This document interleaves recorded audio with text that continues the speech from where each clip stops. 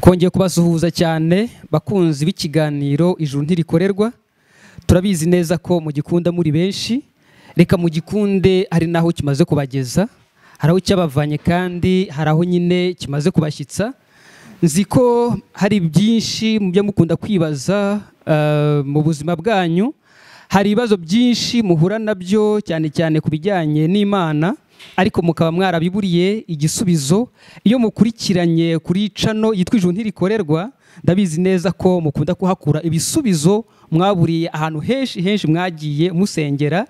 Twongeye kubashimira rero ko mwongeye kuduhereza akanya nk'aka ngaka ko kudutega amatwi, ariko no kutureba nanone muri izi studio. Murabona ko tumeze neza. Namwe kandi turabakunda cyane, mukunda no kubitwereka, mukaduhamagara, mukadutelefona, mukanatwandikira, ndetse byose dukomeza kubireba, turabibashimira cyane. Murabona ko rero n'ubundi Imana yateguye ibintu bikomeye cyane. Nizera ko muzi neza ko mugiye kwakira ibindi bintu mufite amatsiko. Ubwo mwabonye aba bantu bari muri iyi studio bafite ibintu byinshi cyane Imana yabahaye, kandi biza kuza gusubiza ikibazo cyangwa se ibibazo musanzwe mwibaza mu kubaho kwanyu. Ibyo mwaburiye ibisubizo turahari kugira ngo tubibahereze, kuko natwe ni Imana yabiduhereye, si ukugira ngo tubigumane, ahubwo nuko tubihereze ababigenewe. Muri studio rero uwo muri kumwe kuri mikoro ni Mugemana Andre, nanjye ndi umutagatifu nagiriwe neza n'Imana, sobanukirwa igikorwa Imana yakoze ku musaraba.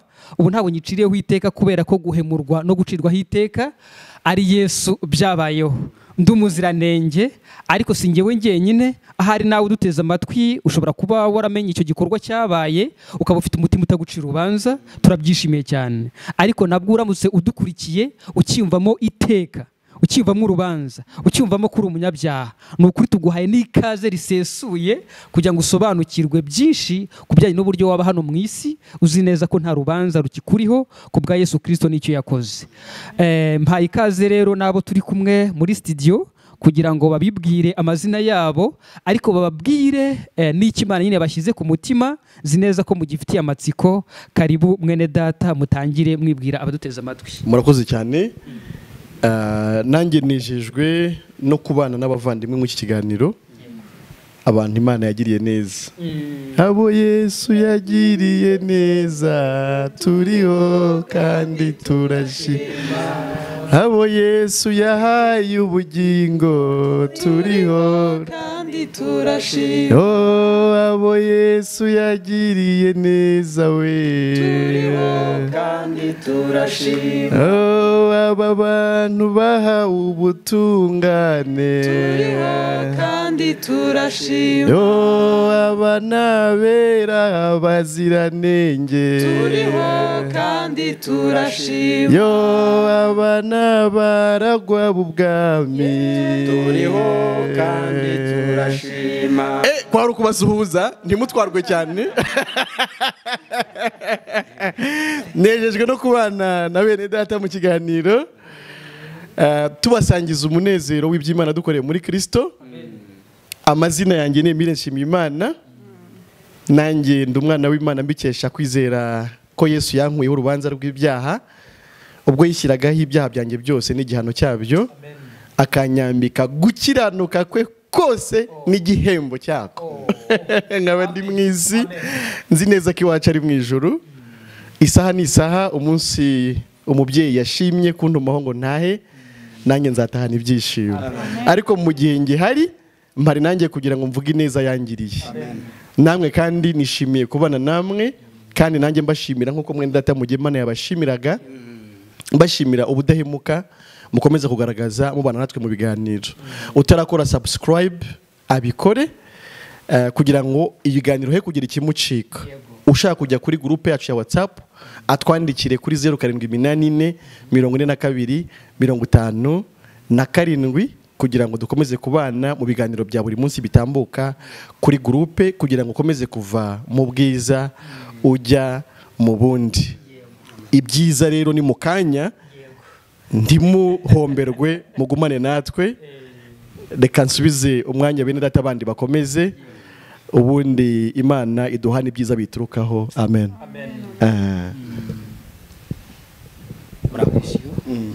Murakoze cyane bene data.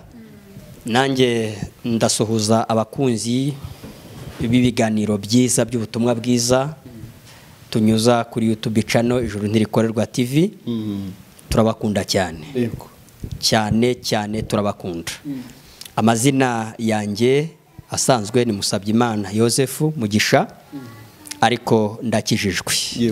Narakijijwe, namenye neza ko nababariwe ibyaha byanjye binyuze mu kumeneka kw'amaraso ya Kristo Yesu. Ibyo mbyijeje umutima, nabaye umwana w'Imana, ndetse nanjye niyo nkuru nziza, dore kandi nayo nkuru nziza mba numva nageza ku bantu. Imana ishimwe, turakomeza kunezeranwa, Imana ihimbazwe. Amen. Nanjye ndabasuhuje abavandimwe, inshuti zacu, ni Eugene ubasuhuza, ndabavunnye, niyo mazina yanjye, ariko igikomeye cyane ni uko namenye urukundo Imana yankunze. Ndi na hano kugira ngo nanjye ndubabwire urukundo Imana Data wa twese yadukunze, ikageza naho itwita abana bayo, ariko si ukutwita gusa, ahubwo ni nako turi. Nanjye kubw'urwo rukundo ubu nahindutse umwana w'Imana, niko ndi pe, ntabwo bihinduka. Imana yarambyaye, ubu ngubu ndi umuraganwa na Kristo. Imana ihimbazwe. Imana ishimwe cyane. Uyu munsi twifuje kuganira ku gisobanuro nyakuri cy'umugisha. Umugisha Imana itanga w'ukuri mu by'ukuri ni uwuhe? Ko umuntu wese aba yifuriza undi Imana iguha umugisha. Imana ibaha umugisha. Imana iguha umugisha mwene data. Murakoze, Imana ibahe umugisha. Runaka yagize umugisha, uzi ukuntu usigaye ameze, uzi yarabyibushye,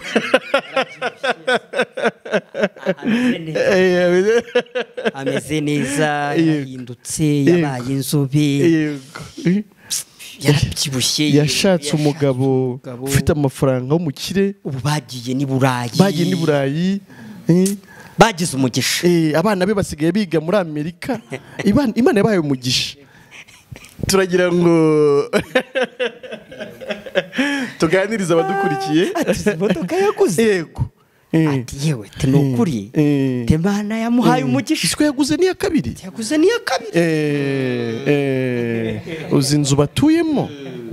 Nukuri ruriya rugo Imana yaruhaye umugisha. Turagira ngo nziza. Urumva nkuko twatangiye tubakira muri studio, muratangiye nyine. Muratangiye niko mwabaye, ariko abadukurikirana nabo bamaze kumenya ko mwabaye. Nayo mpamvu niyo bababonye bafite amatsiko menshi cyane yo kumenya ibyo noneho mugiye kuvuga. Ubwo rero muranatangiye muvuga mukomoza ku byo umuntu asanzwe yibwira, ku byo umuntu asanzwe azi, ku byo umuntu asanzwe avuga, ku byo yamenyereye, ku byo yatojwe, ariko mu by'ukuri atazi igisobanuro cyabyo. Uretse kubivuga gusa bikaba byihuta, bikaba binitwa neza, ariko nk'uko mwamubitangiye ati yarabyaye, yarashatse, yaratsinze, yabonye perimi, yabonye diplome, yafashe indege, ibyo bintu byose mu by'ukuri bigenda byitwa ni umugisha. Ariko ukaza gusanga nyuma yaho n'ubundi bya bintu byitwaga umugisha, ya nzira hirimye cyangwa se irava, ya modoka yatembye nica n'abantu benshi, nabyo turashaka kumva nyine nyirizina igisobanuro cy'umugisha ni igiki, k'ibyo tujye twita umugisha. Kandi umugisha birumvikana ko ni ikintu cyiza, umuntu wese wabonye ikintu cyiza cyitwa umugisha. Ariko se nyirizina umugisha Imana itanga utandukanye n'uwo twatojwe n'abasogokuruza kubivuga, utandukanye n'uwo natwe tujya turebesha amaso tukatura ngo uyu ni umugisha. Ikiva ku Mana, Imana yandikisha umugisha wayo itanga, ubundi mu by'ukuri yarivuze iki? Nicyo tugiye kumva. ndagira ngo ninde udutangirira? Yewe twese siko twatangira urumva wowe ujya no kwibwira abaguteza amatwi watuye ko isi yakwise mugisha niba wenda yarashingiye kuri iyo nzobe ufite niba yarashingiye ku bintu yari atunze ntawamenya mu by'ukuri ibintu yashingiyeho, ariko umuntu wakijijwe akwiye kuba azi umugisha Imana itanga ni igiki, ndetse n'utarakijijwe ibyo yitiranyaga ngo ni umugisha ubundi ni igiki aba yitiranyije mu by'ukuri. Urakoze cyane. Iyo tuvuga umugisha twari turi kuvuga umugisha, ariko nyine nuko abantu batazi umugisha icyo ari cyo, bikanatuma bitiranya, kuko ubwabyo nyine ijambo umugisha ni ijambo ryiza. N'uwahawe umugisha akwiriye kubaho nyine ameze nk'umunyamugisha, ariko bikaba bitandukanye nuko abantu babizi. Twasoma hano ijambo ry'Imana riri muri Zaburi ya 29, turasoma nk'umurongo umwe wa 11. Yego.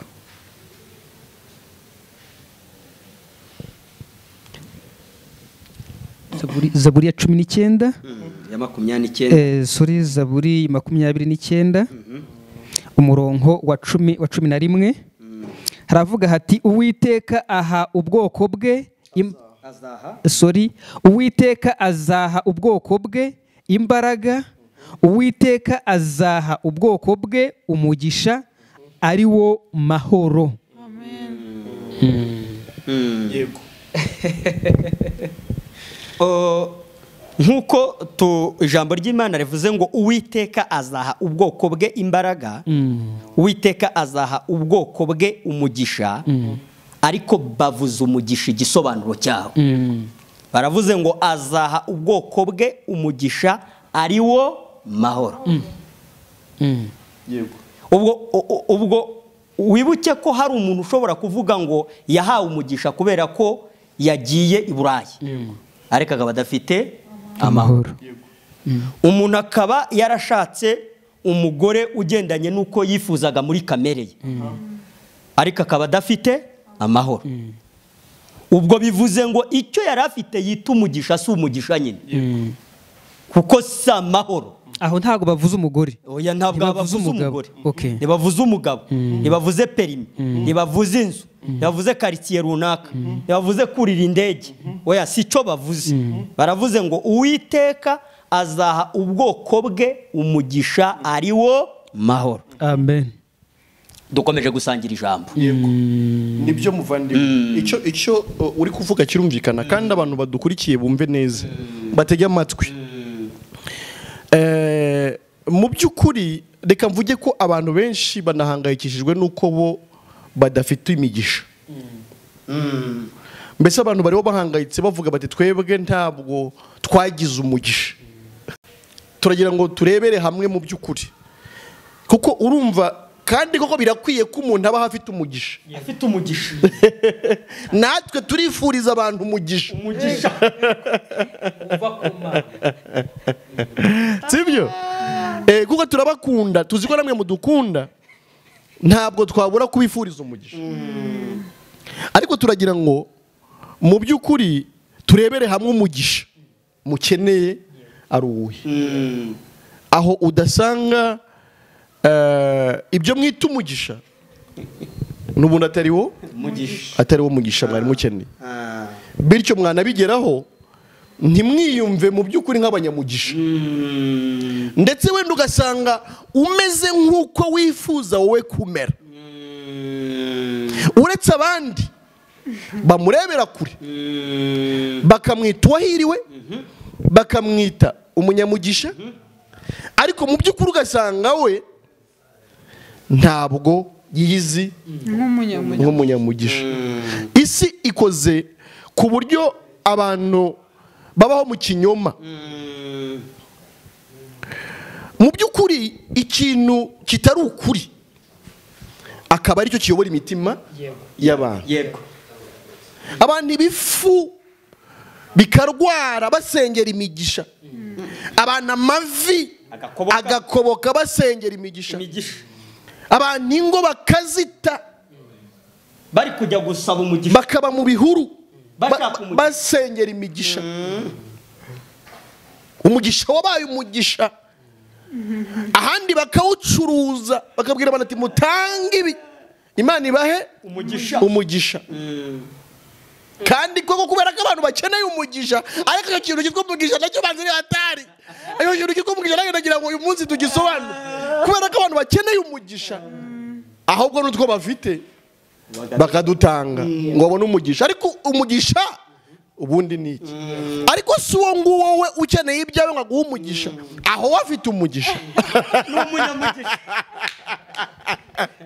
Uyu munsi umugisha uraza gusobanura.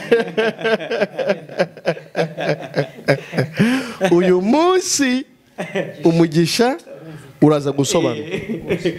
Umuvandimwe avuze Zaburi ya 29 umurongo wa 11, ariko turaza gukomeza gusoma. Byanditswe ni byinshi. Hatubwiye ko Uwiteka azaha ubwoko bw'imbaraga, Uwiteka azaha ubwoko bwe umugisha, ariko uwo mugisha ni amahoro. Umugisha utanga mwami wanjye ntiwongera umubabaro, abakumenye bafite amahirwe no ku munsi mubi bazakomera. Amena.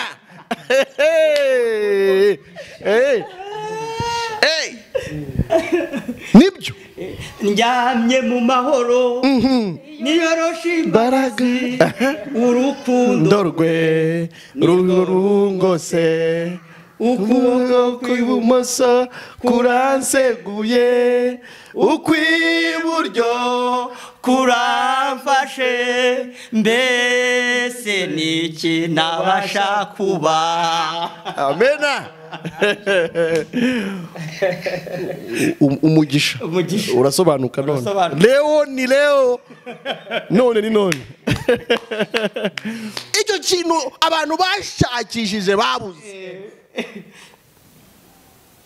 bakagishakira mu mazi bakakibura, bakagishakira mu buvumo bakakibura, bakagishakira mu misozi bakakibura, mu gutanga ibyabo bakakibura.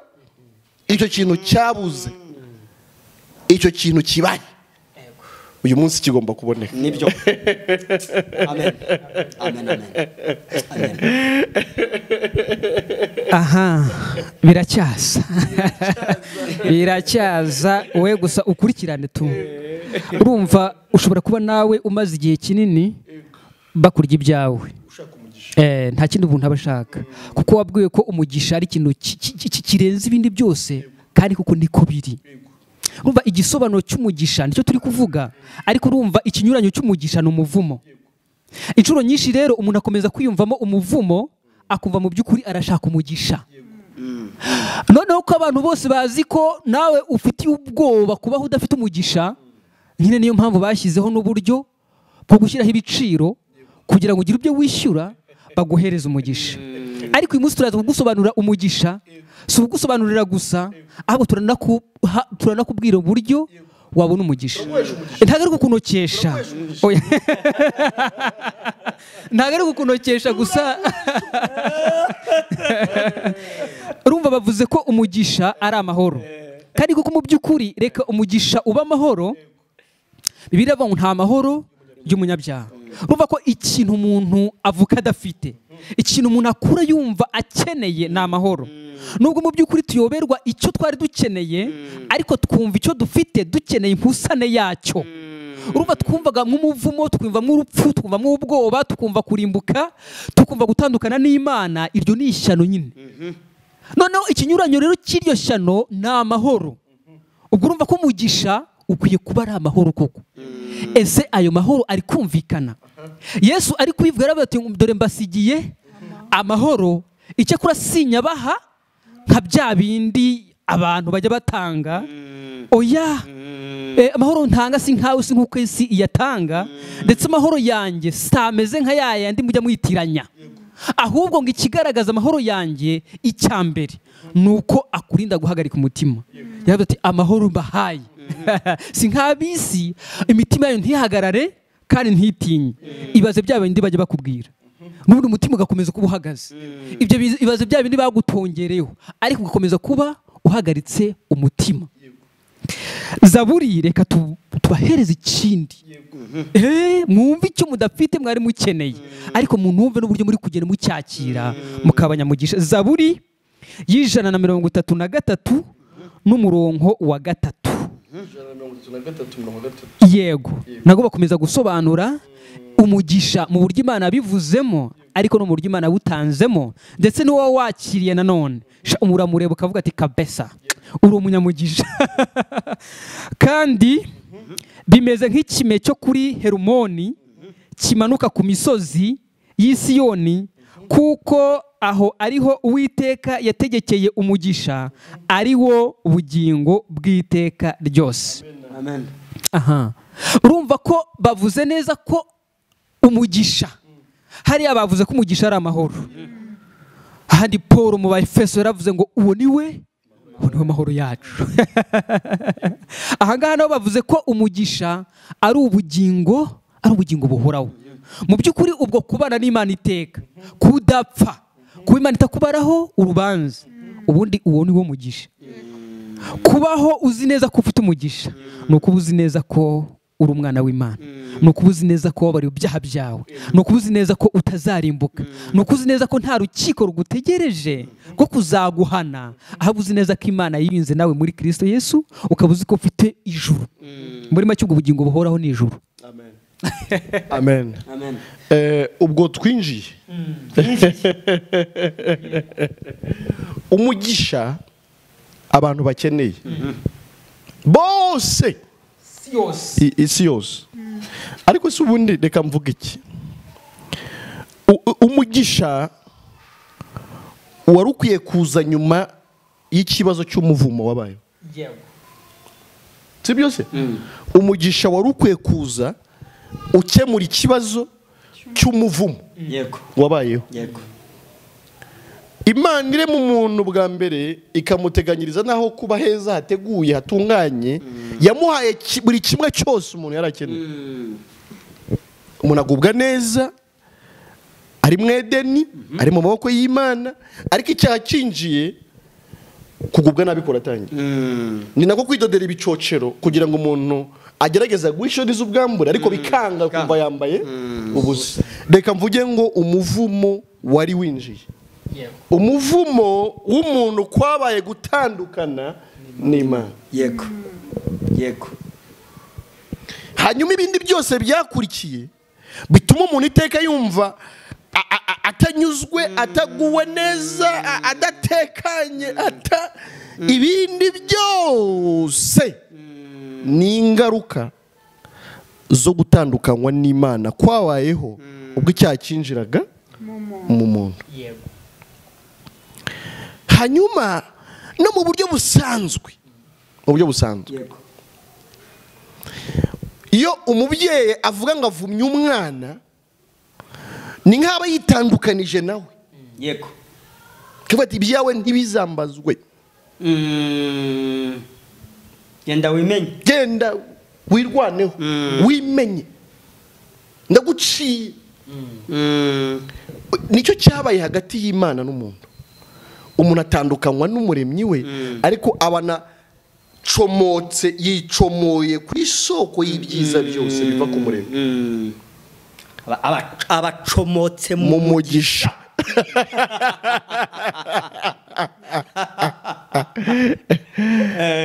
Nk'uko rero Imana yakomeje kubisobanura, noneho Imana ubwayo niyo yagaruriye umuntu umugisha. Ubwo Imana yongeraga kwiyunga n'umuntu ibinyujije muri Kristo. Amen. Ubundi ga Yohana 16 habisobanura neza. Haravuga ngo kuko Imana yakunze abari mu isi cyane, Yego. byatumye itanga umwana wayo w'ikinege, ngo kugira ngo umwizera wese atarimbuka ahubwo ahabwa umugisha. Ahubwo ahabwa ubugingo buhoraho. Yego. Ntiyavuze ngo umwizera wese abe miliyarderi. Ntiyavuze ngo umwizera wese atunga amazu menshi. Ntiyavuze ngo umwizera wese abyare hungu na kobwa. Nubwo ibyo nabyo bihari ariko si wo mugisha. Oya. iyo ni inyongezo mbere y'umugisha, habanza umugisha. Yego. Ibyo bikajya byaza. Yego. Kuko ubundi uramutse ugize ibyo ngibyo nta mugisha ufite, nabyo n'umuvumo uba wiyongereye ku wundi. ariko se muvandi, ntiwari uvuze ko mbere y'uko Imana irema Yego. umuntu yari yamuremeye n'ibyo kumubeshaho? Yego. Ahubwo umuntu amaze gutandukana n'Imana, acomotse mu mugisha, yongeye gushakira umugisha ahantu utaba. Yego. Akajya kuwushakira muri bya bindi Imana yari yamuremeye bigomba kumubeshaho. Ubwo ibyo twemeye ko bihari ariko atari umugisha. Ahubwo ibyo birahari. ni ibintu umuntu akeneye mu buzima busanzwe yakoresha, ariko si wo mugisha nyakuri. Birahari, mubone na byinshi.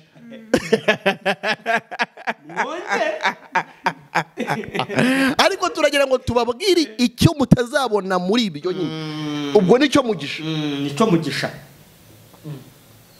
Twasomye ngo ni ubugingo buhoraho. Ubwo ufite ubugingo buhoraho, Yesu yavuze amagambo akomeye muri Yohana, aravuga ngo umwanzi nta kindi cyamuzanye. Yego. Kwica, kwiba no kurimbura. Umwanzi niwe waje kwiba umugisha w'umuntu. Aramwambura, aramusahura, aramwica.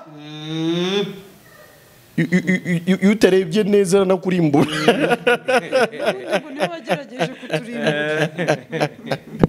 Ariko ngo umwana w'umuntu nawe ngo yaziye kugira ngo intama zibone ubugingo, ngo kandi zinabone bwinshi. Ntibumva hano mu gishuri zibubone busendereye. Yaziye kugira ngo tugarurirwe, noneho ubwo umuntu yajya yagarurirwa umugisha. Hari umuririmbyi yaririmbye ngo imigisha yo mu gakiza k'Imana kubw'ubuntu narayihawe igihe nihanaga ibyaha. Imbere y'umukiza Yesu n'Imana. Shayo mu gakiza k'Imana kubw'ubuntu narayihawe mu gihe nihanye ibyaha. Imbere y'umukiza Yesu nejejwe n'Imana mu mutima wanjye. Umuriro w'ijuru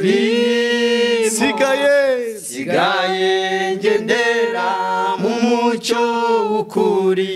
Yesu umukiza niwe mucyo. Niwe mugisha. Nibyo. Ubwo bugingo bubeshaho abacunguwe bahose, imitima yabinezezwa n'ukwihoribo ni byiza.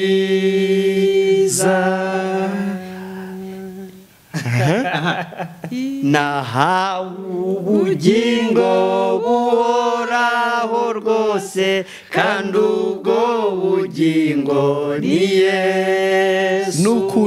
Nukuri yinjiye mu mutima wanjye, kandi yanshyize mu butware. Nejejwe n'Imana mu mutima wanjye. Umuriro w'ijuru sigaye sigaye ngendera mu mucyo w'ukuri, Yesu umukiza niwe mu amen. ubugingo bwiza nahisemo n'ubu gukorera umukiza ye, yo kubaho ni Kristo no gupfa ni inyungu ku mukristo wese nejejwe n'Imana mu mutima wanjye, umuriro w'ijuru urimo, sigaye ngendera mu mucyo w'ukuri, Yesu umukiza niwe mucyo. amen. Amen, amen. Imigisha yo mu gakiza k'Imana kubw'ubuntu, narayihawe. Ubwo iboneka kubw'ubuntu, kubuntu, ni ukuvuga ngo ntabwo umuntu ayishakisha cyane, ntabwo umugisha ugurwa. Umugisha twawuhereye ubuntu. Wowe wabuze umugisha, wakira umugisha uyu munsi kandi ku buntu. Ibintu bigomba guhinduka. Ihindura ibyanze guhinduka, ihindura ibyanze guhinduka, iraje ibigenze neza, iraje ibigenze neza, yo iraje ibigenze neza, iraje ibigenze neza, ihindura ibyanze guhinduka, wowe babwiye ngo ntuzikamira nayimbwa, uyu munsi ugiye kurara ari wowe uri umunyamugisha. agiye kubona umugisha urenze amata y'inka none. amen, amen. Ubutumwa bwiza. Ubundi ikigaragaza ko ibi bintu abantu bagiye batubeshya ko ariyo migisha, ikigaragaza ko ari ikinyoma. Tubonye ko umugisha ari Imana iwutanga, yego, kandi noneho iwutanga ku buntu. Hari igihe uzajya kubona uwo n'umuntu utazi ko n'Imana ibaho, utanabyemera, ubona noneho afite bya bintu byinshi abantu bise umugisha, ukibaze se Imana niba ari itanga imigisha, kandi noneho abantu bakanatekereza ko wa mugani ikorerwa, gasanga umuntu amaze icyumweru mu masengesho ngo ari gusaba Imana umugisha, ntawe arabona bya bindi abantu bita umugisha, ntabyo yabonye, ahubwo utazi n'urusengero aho ruba, utazi no gusenga, ugasanga niwe ubifite byinshi. Ibyo byose ntibigaragaza ko ni ikinyoma. Ukubwira ngo nubona amashyo menshi niwo mugisha, hoya amashyo urayakeneye, kuko tukiri muri iyi si nyine ukeneye gutunga, ukeneye korora, ukeneye guhinga, ukeneye imodoka, ukeneye akazi, ariko ibyo ntabwo ari wo mugisha turi kuvuga. Turi kuvuga umugisha wo mu gakiza k'Imana, Imana yaduhereye ubuntu muri Yesu Kristo. amen. Urumva ko icyo twa turi kuririmba ngo iraje ibigenze neza bitandukanye nuko babandi bajyaga babiririmba hahandi batubeshya. Kuba umaze kumenya umugisha icyo ari cyo, ubwo isumenya ko ari cyo wari warabuze, ubwo ntabwo uri buze kongera kugira ibyo wishyura. Ari nabyo ngira ngo Yesaya wabivuze ati, kuki mugura ibyo kurya bidahaza, kuki mutanga amafaranga yanyu ku bitagira umumaro. Umaze kumenya ko umugisha ari ubugingo buhoraho, umugisha ari amahoro, umugisha ari ukubana n'Imana, ibyo se wabigura ute?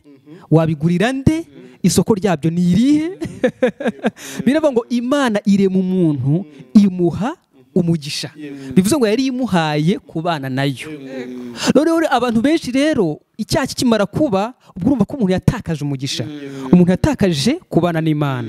Mu by'ukuri icyo umuntu abura ni Imana ubwayo, kuko ari nayo umuntu yatakaje. Ariko nanone ikigaruka ukumva kabisa ibyo wari warabuze urabibonye, nuko ugarukira Imana. Nuko umenya ko igihe Yesu yazaga, buriya nicyo gihe Imana yari ije kugushaka. Igushatse rero yaranakubonye, irangije igukuraho wa muvumo wagutandukanyije nayo. ubwo nta karande rero, nta kongera kwirukana inyatsi, ubu turi kuzirukana mu izina rya Yesu. Turi kukubwira tuti uri umunyamugisha kubera ko Imana yaje kugushaka muri Kristo Yesu, kandi cya kindi cyatumye utandukana nayo ni ukuri Bibiliya ivuga ngo intimba zacu nizo yishyizeho, ibicumuro byacu ntibyacumitiwe. Niba Yesu yaracumitiwe ibicumuro byawe, uri kongera guhunga Imana ute? Kandi ikikubwira kuri guhunga Imana ni uko ujya mu butayu, we wibwira kuri kujya kuyishaka ariko uri kwiruka amasigamana. Kurya ujya kuyishakira mu buvumo mu mazi ntabwo uri kuyisanga, cyane ko Imana yo kuko ari umucamanza utabera.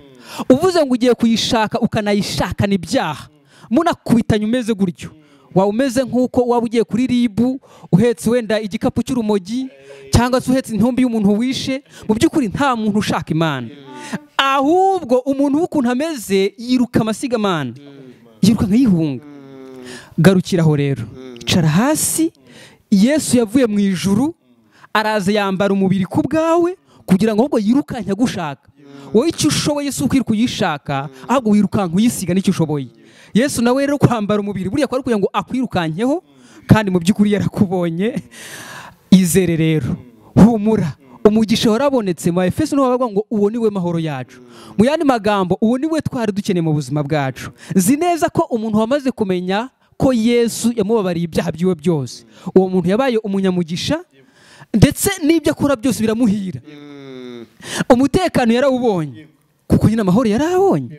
Nawe rero icyo ukeneye si ukongera kwatura Imana ati Mana mpa nka bya bindi byo kwa runaka, Mana nka bya bindi nabonanye ba runaka. Oya, bya bindi ujya ubona mu maso, burya Imana ikweretse ibiri mu mutima w'uwo ngujye ujya ushaka kuba nkawe, wakwiruka.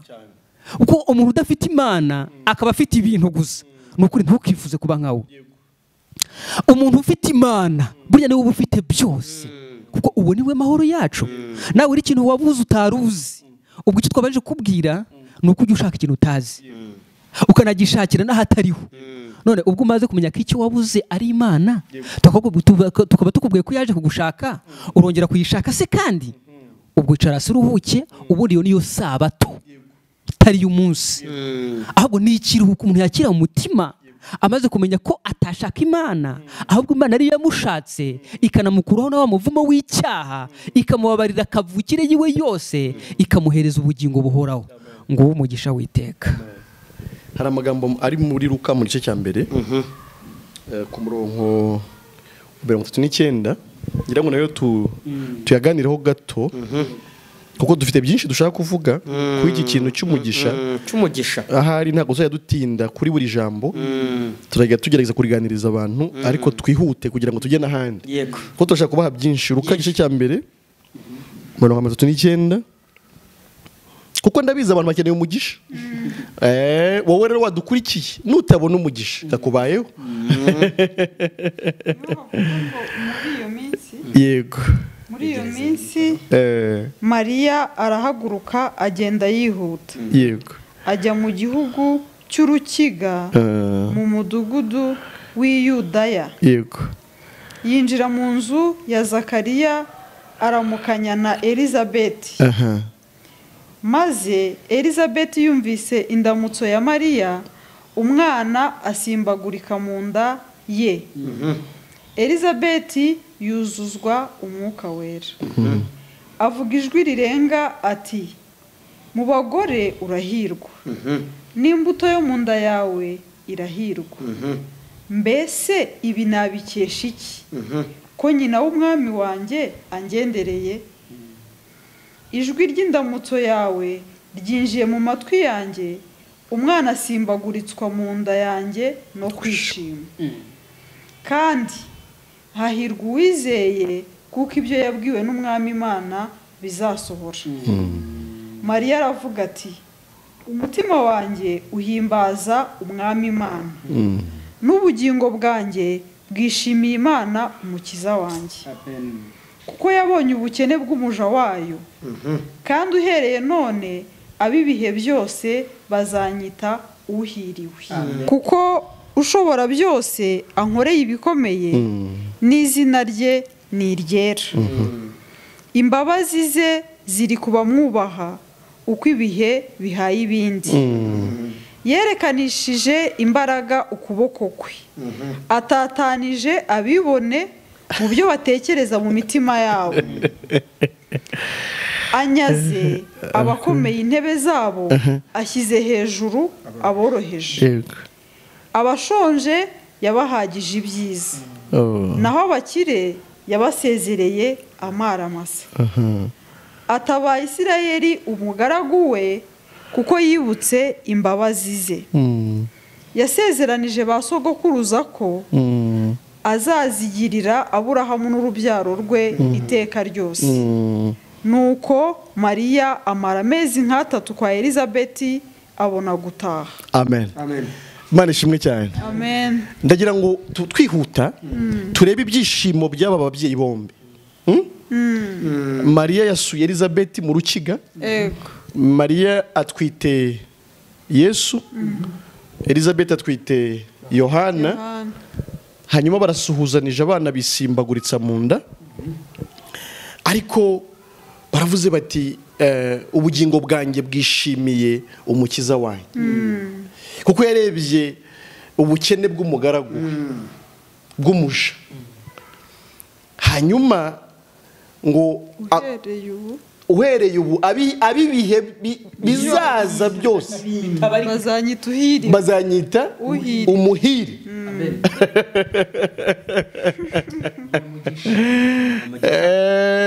Ako kantu numvaga ngashaka cyane, kubera ko abantu bazi umugisha babazi ibifatika.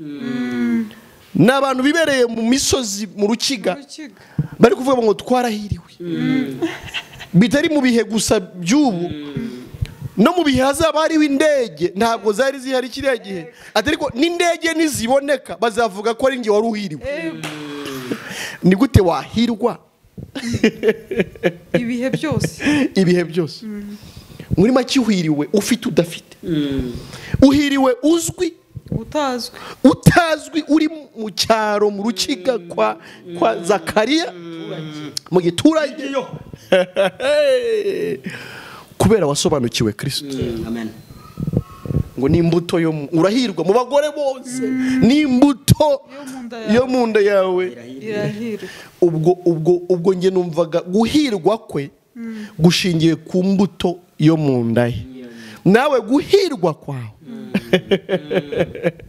kuzashingira ku mbuto yakwinjira muri wowe. Mu gihe Kristo yaba yatashye muri wowe, nawe mu bagore bose uzabuhiriwe, mu bagabo bose uzabuhiriwe, mu bakobwa bose. Bavuze ko wowe utanabona n'umugabo hashingiwe, ariko ndagira ngo basi nkwibwirira amahirwe.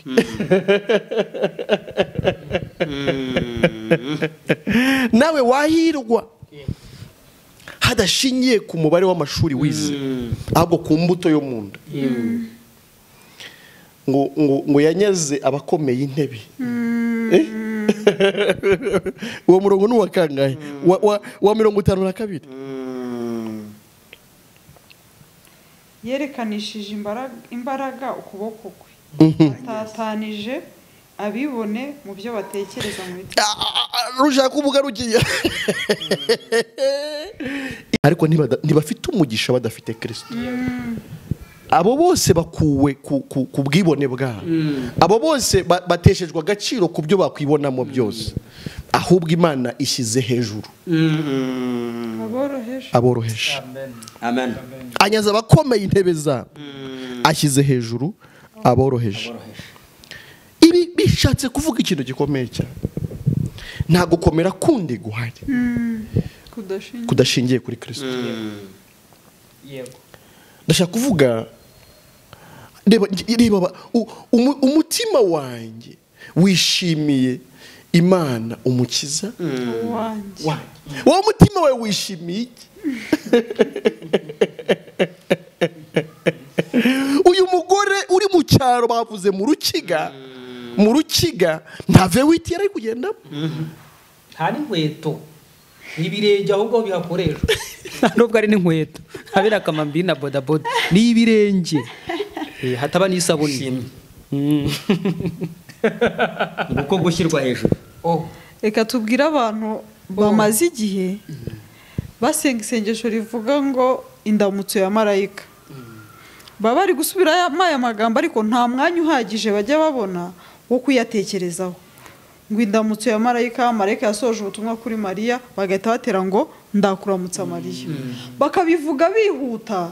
Iyi ndamutso uzi ko ntabwo nari nzi ko yanditse mu ijambo. Irahari. Ubu ni ubutumwa. Biriya bintu abantu birirwa basubiramo ni indamutso ya marayika. Mariya yarahuye na Elizabeth barasuhuzanya. Bishimira ko urumva Elizabeth yaravuze ati mbikesha iki ko nyina w'umwami wanjye angendereye. We yahise abona Yesu. Amen. Akugendereye. Amen. Amen. Wikwihutira gusubiramo ngo indamutso ya marayika, ahubwo banza umenye ngo ubundi iryo ni ijambo ryanditseye ryerekeye kuki ryari riduhesheje iki. Tubonye ko aryo rihesha umuntu guhirwa. Numenya ngo Mariya burya ajya gusura Elizabeth yandamutso nirwa nsubiramo byari bijyanye n'iki? Byari bijyanye nuko Elizabeth we yabonye nyina w'umwami Imana amugendereye, yabonye Yesu muri Mariya. Nibyo. Aravuga ati ubu noneho ndahiriwe, birarangiye, imigisha yose nari ntarabona ubu ngubu ndayibonye. Nanjye ndayibifurije. Amen. Ndayibifurije icyampa iri sengesho niwongera kurivuga uzarivuga ariko noneho iyi migisha nawe waramaze kuyakira. Noneho hano ahantu basoreje bavuze ngo abashonje yabahagije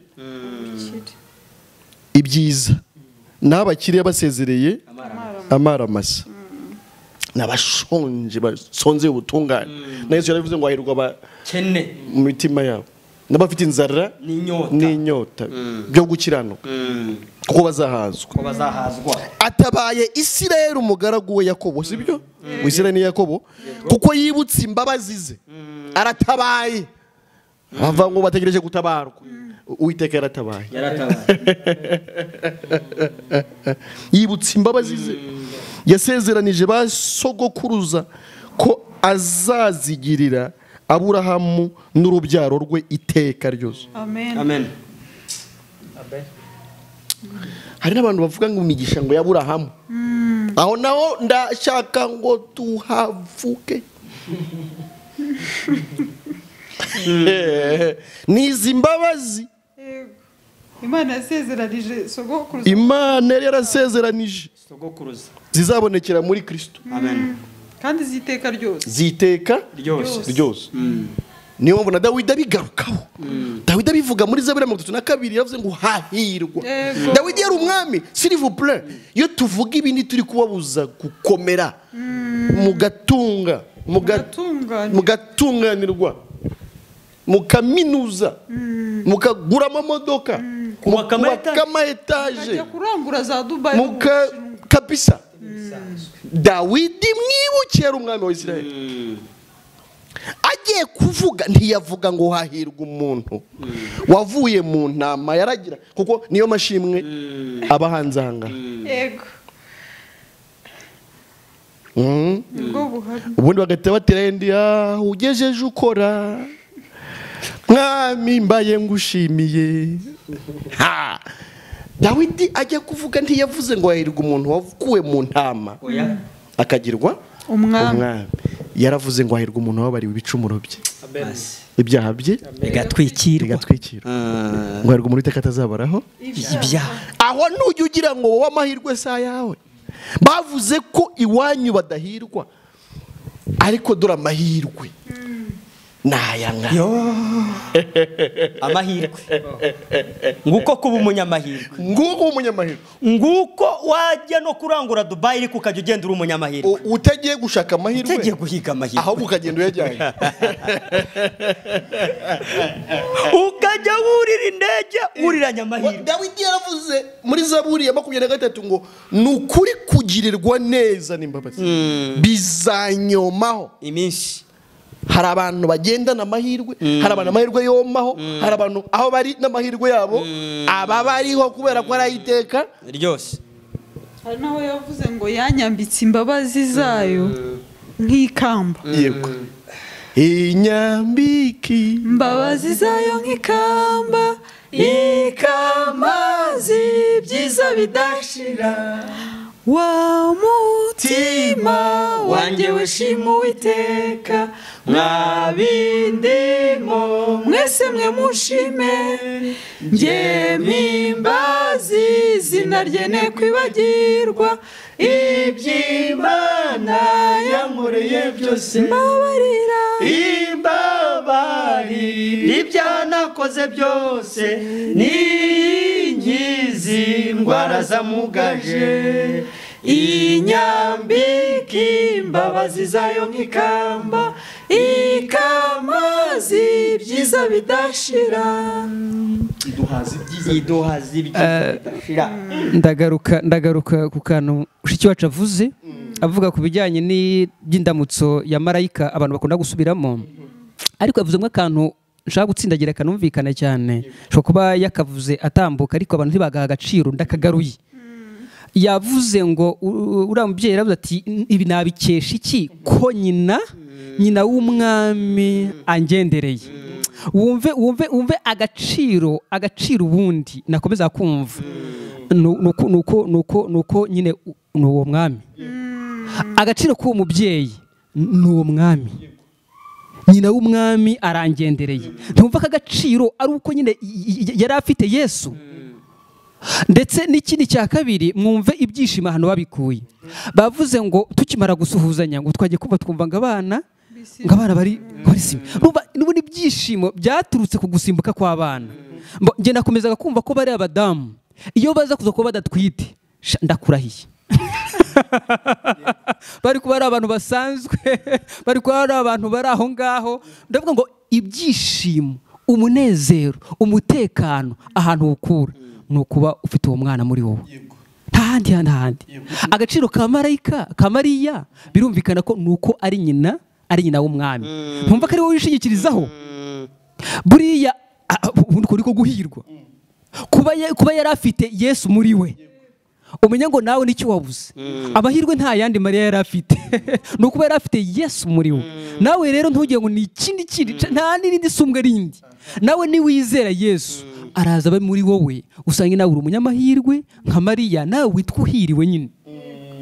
Icyo ni cyo umuntu akwiye kuba yakumva, akwiye kuba yanamenya. Agaciro kose ni ukuba utwite uwo mwana, naho ibyishimo biboneka. Ndetse nunahura na mwene so babana noneho basimbuke, niho umunezero w'abakiranutsi. niho nyine ya migisha yose. Yego, hari aho hano mu Befeso gice cya mbere ku murongo wa 3 hari amagambo avuga ngo Imana y'umwami wacu Yesu Kristo ariyo na se ishimwe kuko yaduhereye muri Kristo imigisha yose y'umwuka yo mu ijuru. yego, amen. Urumva ko imigisha yose y'umwuka y'ahantu ho mu ijuru Imana yarayifashe iyishyira muri Yesu. Ubwo umuntu ufite Yesu, umuntu Imana itakibaraho ibyaha, nk'uko yeruye amahirwe ayo umuntu Imana. Hari ahandi mu Baroma ibice 4 avuga ngo nk'uko na Dawidi yeruye amahirwe ayo umuntu Imana itabaraho icyaha, uw'Imana ibaraho gukiranuka, uw'Imana ibaraho gukiranuka atabiheshejwe n'imirimo. Ubwo umuntu Imana ibaraho gukiranuka kwa Yesu, yego, ubwo wo ni umunyamugisha. Ubwo kandi nta handi akwiye kongera gushakira imigisha, kuko ubwo ngo Imana yarayifashe yose iyishyira muri Kristo. Yego, irangije iravuga ati ni mu mwakire. Ubu natwe nicyo turi kubabwira, nuko ngo akira ubutungane buturuka ku Mana, ube wakiriye imigisha. Yego, Iyo ukomeza umurongo ukurikiraze, reka tuwukomeze wa 4. umurongo wa 4. Nk'uko yadutoranirije muri we isi itararemwa, kugira ngo tube abera tutariho umugayo imbere yayo. Bari kuvuga imigisha. Iyo migisha ngo ukuntu bimeze ngo nukuntu yadutoranirije muri we isi itararemwa. Ego ko ngiye n'uwa 5. Nawe aravuga ngo kuko yagambiriye kera kubw'urukundo rwayo kuduhindura abana bayo tubiheshejwe na Yesu Kristo kubw'ineza y'ubushake bwayo. Amen. Amen. Amen. Amen. Amen. Amen. Jonathan, nuko kuntu Imana ifata umuntu wari umunyabyaha ikamuhindura uwera utagawa utariho umugayo mu maso y'Imana. Uwo muntu rero ahita ahinduka umunyamugisha. Ntabwo umugisha noneho uhinduka ibyo uwo muntu abona. Niwe umugisha niwe. Wahinduka umugisha, ahinduka umugisha. Amen. Amen. Amen. Kuko guhinduka umwana w'Imana automatiquement ako kanya bikugira umuragwa w'iby'Imana. Ntabwo rero umwana w'iwanjye akeneye gusengera iby'iwanjye kugira ngo abibone, abo akwiye kwishimira iby'iwanjye nk'ibye kuko ni iby'iwabonye. Guhinduka umwana w'Imana uwera utariho umugayo biguhwanira no kugabana iby'Imana byose. Niyo mpamvu batubwiye ngo imigisha yose noneho apana made in China, apana made in Italy, apana made in Rwanda, apana made in India, apana made in what, ahubwo imigisha yose y'ahantu ho mu ijuru ubwo ni from heaven, Imana yayiduhereye muri Kristo Yesu. Amen. Kuko tutarabino niyo mpamvu yaduhaye n'iby'iwacu. Ariko hari magambo aba mu Bagalatiya 3:14 uhereye kuri 13 kugeza kuri 14 naho bagaruka kuwo mugisha nyakuri. Haravuga ngo Kristo yaducunguriye kugira ngo dukizwe umuvumo w'amategeko. Ahindutse ikivume ku bwacu. Kuko byanditswe ngo havumwe umuntu wese umanitswe ku giti. Kugira ngo umugisha wa Aburahamu ugere no ku banyamahanga bawuheshejwe na Yesu Kristo. Kwizera kubona uko kuduhesha wa mwuka twasezeranye. Amen. Amen. Amen. Amen. Amen. Amen. Abavuga imigisha ya Aburahamu ntibarakayisobanukira. Kugira ngo umugisha wa Aburahamu ugere no ku banyamahanga baweshejwe nande na Yesu Kristo. Kuko Aburahamu Imana iramubwiye ngo nzaguhindura ubwoko bukomeye.